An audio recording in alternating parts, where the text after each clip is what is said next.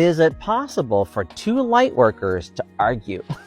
It's the beginning of a joke, right? Two light workers walk into a bar and they want to help someone in need. One person says darkness is helpful. Another person says, why don't we change the semantics of darkness? And now they get into an argument. So who's right? They both are. Why are they both correct? Because their subjective experience says, here's what I have found to make sense with me and my clients. The other one says, well, here's what I have found to make sense with me and my clients. So now how do we gauge who is correct? For me, as a person who sees the quantum field, I take a look at the measurement of what needs to happen inside of my client's intelligence in order for them to change.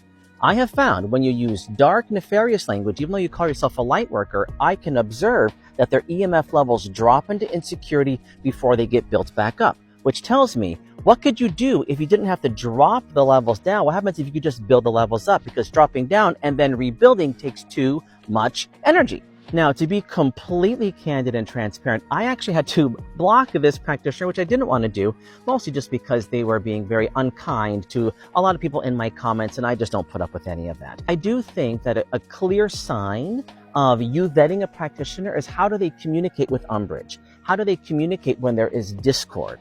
How do you still communicate? Which means, how do we find aligned thoughts instead of saying, well, now you're making it hard for the rest of us, and now all of us are trying to do this work, and that's just, it's too combative.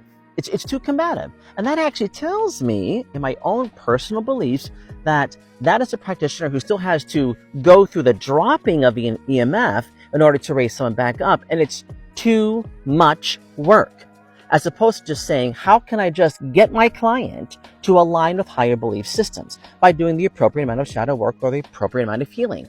That, to me, creates high-yielding results that are not based in fear and submission first. And just to be clear, this is not a personal attack. I do not know this person, so this is not personal at all. It's just two different ways of working, two different techniques. I just so happen to believe that my technique is faster.